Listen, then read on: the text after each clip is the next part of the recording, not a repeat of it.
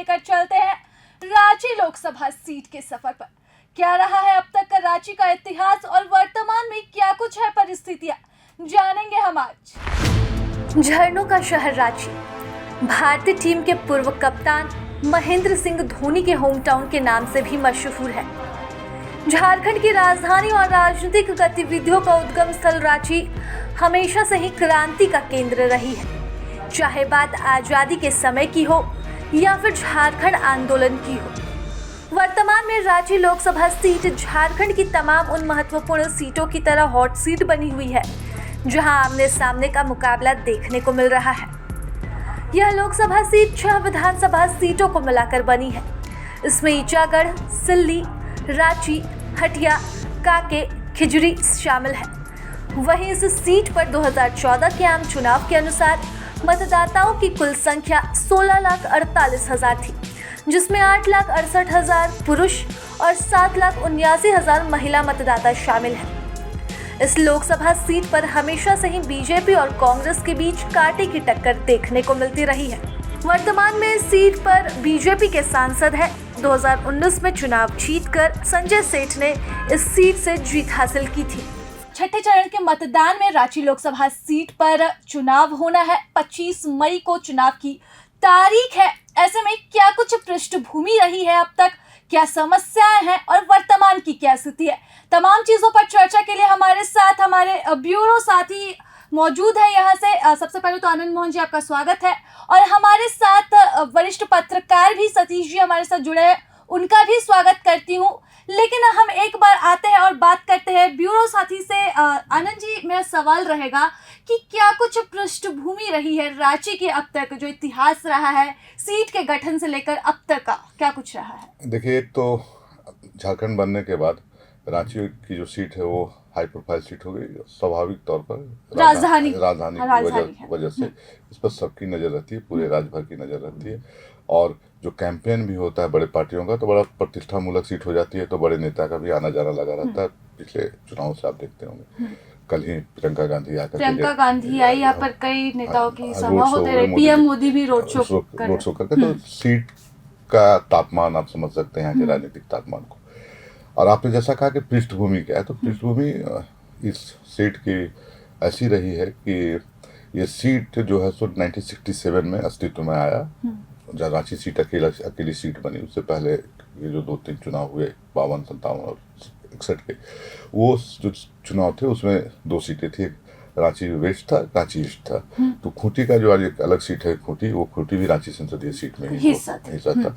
तो अगर उस लिहाज से देखेंगे तो जयपाल सिंह मुंडा खूंटी से चुनाव जीते थे, तो एक बड़ी शख्सियत थी। अगर उनको रांची सीट से जोड़ के देखेंगे तो उसी दौर में एक व्यवसायी यहाँ से चुनाव जीते जिनका नाम था मीनू मशानी, बाहर से मुंबई से आए थे। जयपाल सिंह मुंडा उनको लेकर के आए थे। तो 1957 का चुनाव मीनू मशानी ने जीता था। बॉम्बे के बड़े व्यवसायी थे, बड़े चेहरे थे और देश भर में उनकी अपनी एक राजनीतिक धाक थी। तो वो मीनू मशानी, ये तो उस दौर की बात है कि लोग बाहर से भी आकर जो है वो चुनाव जीतते थे। तो रांची, चूंकि रांची के पृष्ठभूमि और इतिहास के बारे में बात हो रही थी, तो उस संदर्भ में मैंने कहा 1967 से जब ये सीट गठित हुई, अकेली सीट बनी रांची सीट, तब से लेकर के आज 2024 के जिस चुनाव में हम लोग बैठे हैं, तो उससे पहले 6 बार कांग्रेस और 6 बार बीजेपी का कांटे की टक्कर रही है। बीजेपी का यहाँ पर सांसद रहा।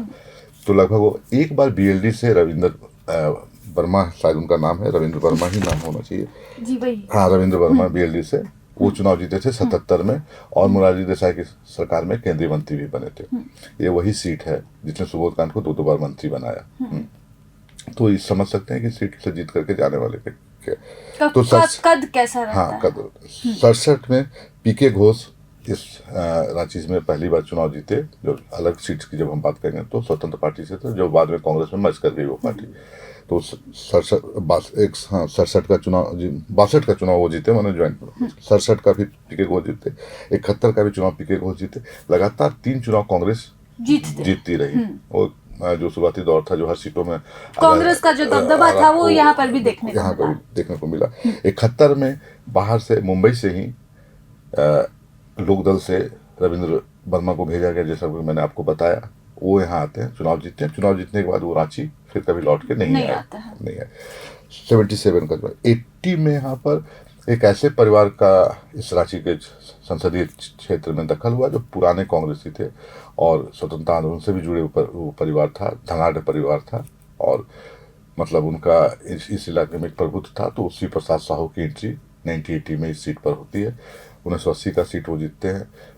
और अभी चर्चा में धीरज साहू भी है, तो बता दें कि उनके बड़े भाई थे श्री प्रसाद साहू। तो 1980 और 1984 बड़ा नाम रांची के लिए उस वक्त रहा। और इस पूरे इलाके में कांग्रेस का अगर मतलब जिसको कहें कि बहुत झंडा धोने वाले परिवारों में से, तो वो एक श्री प्रसाद साहू 84 का वो चुनाव जीतते हैं। 1989 में सुबोध कांत साहब यहाँ जनता दल से चुनाव जीते। और एक इस इलाके में वो हटिया से विधायक भी रहे थे 77 में सुबोध कांत साहब। तो उनका और एचईसी के पूरे जो वर्चस्व उनका खूब रहा है, अभी भी वो देखने को मिलता है। तो सुबोध कांत साहब जनता दल से और केंद्र सरकार में गृह राज्य मंत्री बने जीतने पहले ही चुनाव में जीतने के बाद सरकार बनी वहाँ पर। उसके 1991 में 1991 में बीजेपी ने जैसे सारे सीटों पर लगभग, ये वही दौर था जब बीजेपी का बोलबाला था। शुरू हुआ उसका एक दौर आया बीजेपी का। तो 1991 में रामटाल चौधरी यहाँ पर चुनाव जीते और वो लगातार 1991 से 99 तक चार बार वो लगातार बीच में जो चुनाव हुए मध्यावधि, उसमें भी वो चुनाव जीते। तो 91 से लेकर के 96, 98 और 99 4 चुनाव लगातार बीजेपी का दौर कह सकते हैं। एक पूरे उस दौर में प्रभुत्व रहा। तो 99 तक वो जीते। 2004 में सुबोध कांत साहब, जिसमें बीजेपी यहाँ से लगभग सारी सीटें लूज कर गई थी, कोडरमा की सीट जीती थी 2004 में। तो रांची की भी सीट बीजेपी है अपना खो दी, सुबोध कांत साहब जीत गए चुनाव। 2004 के बाद फिर 2009 में फिर सुबोध कांत जीते, लगातार 2 जीत सुबोध कांत की भी। 2014 में जब मोदी लहर के साथ रांची भी था, तो रामटाल चौधरी को फिर से एक बार एंट्री रामटाल चौधरी आते हैं। 2014 का चुनाव वो जीतते हैं अच्छे खासे मार्जिन से, लगभग 2 लाख मार्जिन से रामटाल चौधरी। 2019 में रामटाल चौधरी का टिकट भाजपा ने काट दिया। निर्दलीय लड़ते हैं। हाँ, वो निर्दलीय लड़ते हैं। तो निर्दलीय उनका बहुत बेहतर कुछ नहीं कर पाते हैं, कोई फैक्टर ही नहीं बनते उस चुनाव में। और 2019 का जो चुनाव है वो उस जो रामटाल का पिछला मार्जिन था उसको संजय सेठ ने बढ़ा दिया। वो लगभग 3 लाख के मार्जिन से संजय सेठ चुनाव जीते, 283 के आसपास तो चुनाव जीते। तो लगभग 3 लाख तक बड़ा मार्जिन था। तो एक ये पूरा मामला। दूसरा ये है कि इस पूरे इलाके में जो सीटें हैं, जो विधानसभा की जो सीटें हैं, उसमें 3 सीटों पर बीजेपी का अपना प्रभुत्व रहा है और लंबे समय से रहा है। जैसे हटिया हो गया, रांची की सीट हो गई, और आपको कांके की सीट हो गई। तो इन ये शहरी इलाका जो है वो पूरा कवर किया हुआ है बीजेपी ने एकदम उसको सॉलिड बढ़िया वोट बैंक बीजेपी के लिए। हाँ, इन इलाकों में एक सिल्ली में सुरेश माथुर जो इन्हीं के पार्टनर हैं, इंडिया के ही पार्ट हैं। दूसरा एक खिजरी जो है इस सीट का है, वो खिजरी में कांग्रेस है। और कांग्रेस वहाँ 1-2 बार सावना लकड़ा भी चुनाव जीतते रहे। तो कांग्रेस का इलाका रहा है। अब मेरा अगला सवाल जो है वो इसी पर है कि मजबूत गढ़ किसका रहा है? 6 बार जो है दोनों ही पार्टियों ने चुनाव जीता। दोनों ही पार्टियों के सांसद जो है वो 4 बार दोहराए गए, रामटाल चौधरी हो या फिर सुबोध कांत साहब हो। ऐसे में देखा जाए, इवैल्यूएशन किया जाए तो सीटों के मुकाबले, वोटों के मुकाबले मजबूत गढ़ किसका रहा है, बीजेपी या फिर कांग्रेस? देखिए, मुझे तो जो पूरा पैटर्न दिखता है रांची का जो चुनाव जीतने का, उसमें उस पैटर्न में मैं देखता हूँ कि 1991 से अगर 99 तक रामटाल चौधरी चुनाव जीतते हैं और फिर वही 2019 के चुनाव में खड़ा होते हैं, तो व्यक्तिगत रूप से क्या बहुत असर नहीं डाल पाते हैं। तो पार्टी का प्रभाव, पार्टी का इकबाल रहा है क्षेत्र में, बीजेपी का इकबाल रहा है, इसको भी साफ मान लो। फिर आप मान लीजिए कि 2004 और फिर 2009 में और उससे पहले 1989 में सुबोध कांत 3 बार चुनाव जीते इस राज्य सीट से। तो अगर आप व्यक्तिगत तौर पर देखेंगे, मतलब बतौर नेता देखेंगे, तो कद में सुबोध कांत साहब बड़े दिखते हैं। क्योंकि वो अपना उनका चुनावी उनका वोट बैंक रहा है और अपना उनका एक चुनावी रणनीति है, चुनाव लड़ना जानते हैं सुबोध कांत साहब, जीतना भी जानते हैं। तो उस हिसाब से मुझे लगता है कि कांग्रेस की का हवा विपरीत भी रहा हो या कांग्रेस बहुत अच्छा अन्य जगहों पर नहीं किया हो, तो 2-3 चुनाव ऐसा था इस रांची सीट का जिसको कहें कि सुबोध कांत ने अपने दम पर और अपने तरह के समीकरण बना करके जीत लिए। तो इस तरह से कोई पूरा का पूरा बेस जो है यहाँ पर वो भाजपा का है, लेकिन उसमें कांग्रेस के सुबोध कांत साहब जब चुनाव जीते गढ़ में जो है वो अपना परचम लहराते हुए और शुरुआती दौर में तो कांग्रेस रहे, तो उसमें 80 में या 84 में शिव प्रसाद साहू जीते, 84 तो इंदिरा गांधी की लहर थी, तो वो जीत पूरे कांग्रेस की जीत आप मान सकते हैं। लेकिन दो तीन चुनाव जिसमें असर डाला है सुबोध कांत सहाय ने चुनाव में, तो उसको मुझे बहुत लगता है कि पार्टी का तो अपना आधार है, जिनसे लेकिन उनका व्यक्तिगत आधार, हाँ व्यक्तिगत आधार भी और चुनाव लड़ने का टैक्टिस भी है। यही व्यक्तिगत आधार जो है वो इस बार इसी व्यक्तिगत आधार ने, इसी व्यक्तिगत वोट बैंक ने जो है उनकी बेटी को इस बार चुनाव में टिकट दिलवाया है। यशस्विनी सहाय कांग्रेस से चुनाव लड़ रही हैं। सुबोध कांत सहाय के चुनाव लड़ने की बात चल रही थी, लेकिन उम्र का फैक्टर यहाँ पर काम करता है, तो उन्होंने बेटी का नाम आगे कर दिया। संजय सेठ जिन्होंने 3 लाख के मार्जिन से हराया था सुबोध कांत सहाय को, एक बार फिर से इसी सीट से चुनाव लड़ेंगे। तो वर्तमान का समीकरण क्या बनता है, क्या स्थिति इस बार देखने को मिलेगी? अभी तक के प्रचार प्रसार से जनता का मत क्या है, क्या हवा, किस ओर हवा बह रही है? देखिए, बहुत सारी सीटों में क्या होता है कि जब दो लोगों के बीच टक्कर हो और तो कोई तीसरा आदमी मतलब चुनाव ना लड़ रहा हो, दो कौन रहे, तो उस चुनाव में हवा आपको दोनों तरफ की दिखेगी, क्या कि तीसरा कोई फैक्टर होता नहीं।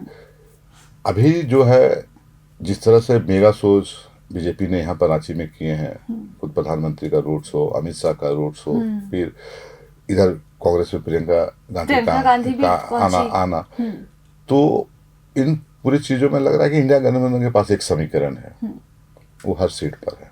उनका एक वोट बैंक है, एक फील्ड वोट बैंक है, जिसके सहारे वो मैदान में है, ठीक। और उस वोट बैंक में कहीं से बीजेपी की नहीं है और नहीं कर भी नहीं पा रहे हैं, ठीक है। एक तो सवाल ये हो गया। शहरी इलाका जो है वो बीजेपी के साथ जाता है, जैसे कि आपने पहले भी बताया कि जो उनका पारंपरिक सीट रहा है विधानसभा जीतते हैं, कांके, रांची हो, हटिया हो, ये जीत रहे, तो वो इलाका बीजेपी का मजबूत है।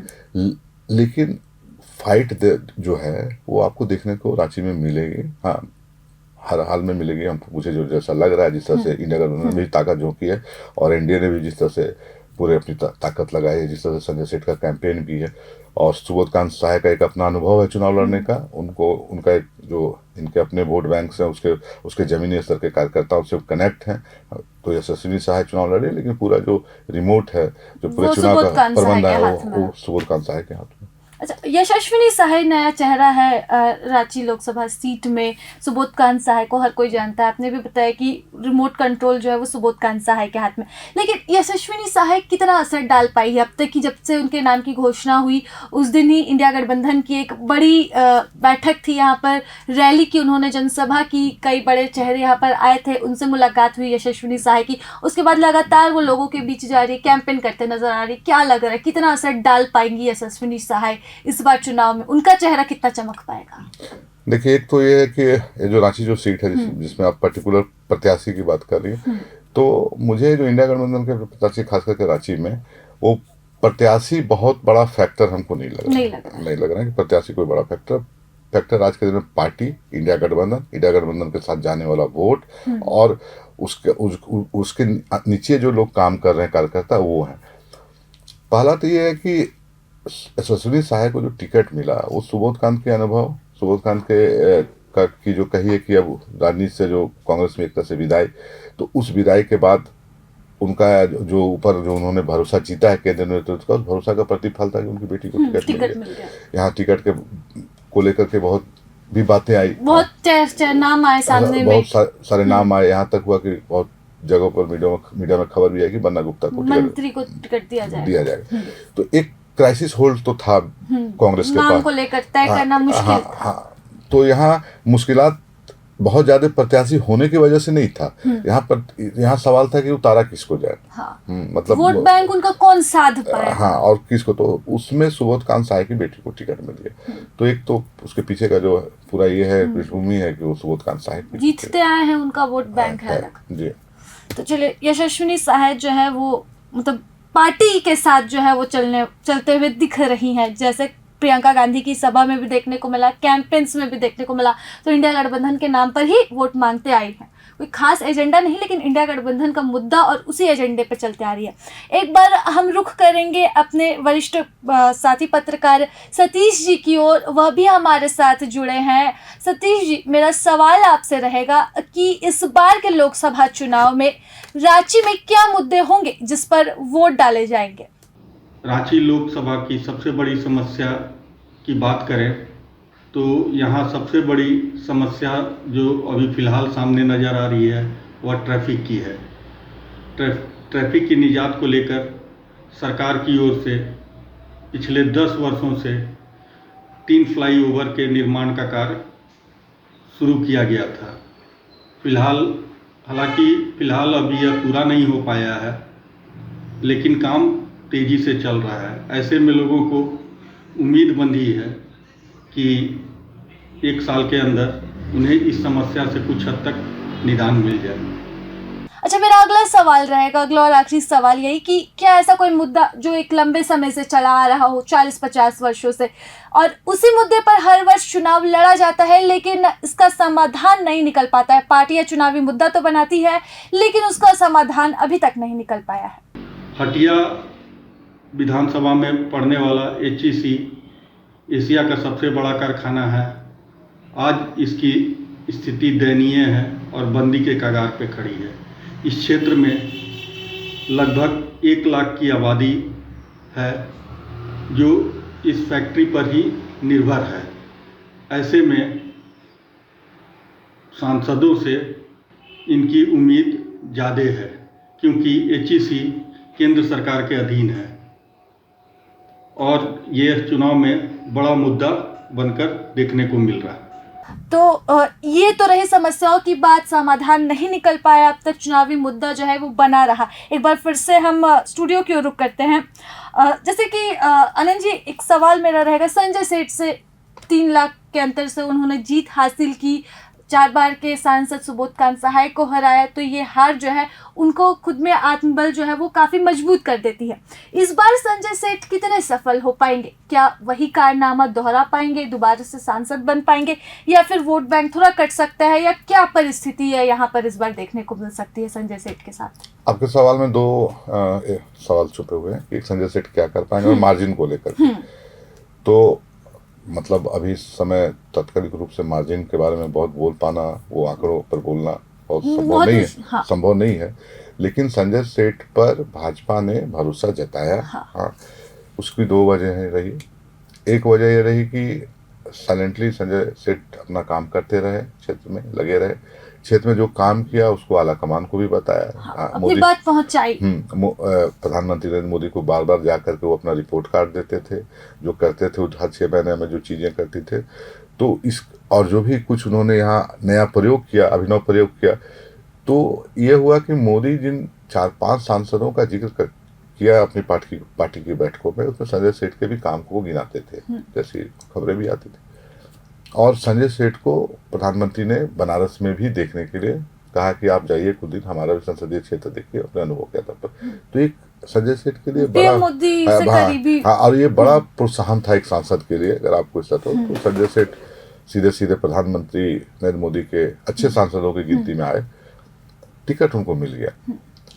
दरअसल ये जो पूरा जो चुनाव है ना, वो चुनाव एक तो इंडिया गठबंधन है, दूसरी तरफ मोदी है, मोदी का नाम है, मोदी का चेहरा है, तो उसी पर चुनाव लड़े जाए। तो संजय सेठ भी वही चुनाव लड़ रहे हैं। वो मतलब मोदी का जो वेब है उसी पर सवार होकर, मोदी लहर पर ही सवार होकर के चुनाव लड़ रहे हैं, और मोदी के नाम पर ये चुनाव लड़ा जा रहा है, मोदी के नाम पर यहाँ कैंपेन है।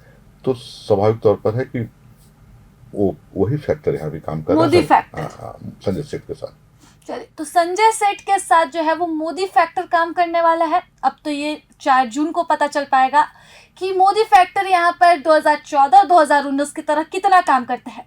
क्या संजय सेठ 3 लाख के वोट का जो अंतर जिससे उन्होंने जीत दर्ज की थी, एक बार फिर से वो कारनामा दोहरा पाते हैं, या फिर इंडिया गठबंधन जिस वोट बैंक को साधने में जुटी हुई है, सुबोधकांत सहाय जिस रिमोट को कंट्रोल कर रहे हैं और पूरे चुनाव में जो है वो अपनी एक धाक दिखा रहे हैं, अपना वर्चस्व जो है वो दिखा रहे हैं, अपनी बेटी के दम पर वो वो इस चुनाव में उतरे हैं, तो क्या समीकरण देखने को मिलेगा, क्या नतीजे होंगे, ये तो 4 जून को पता चलेगा।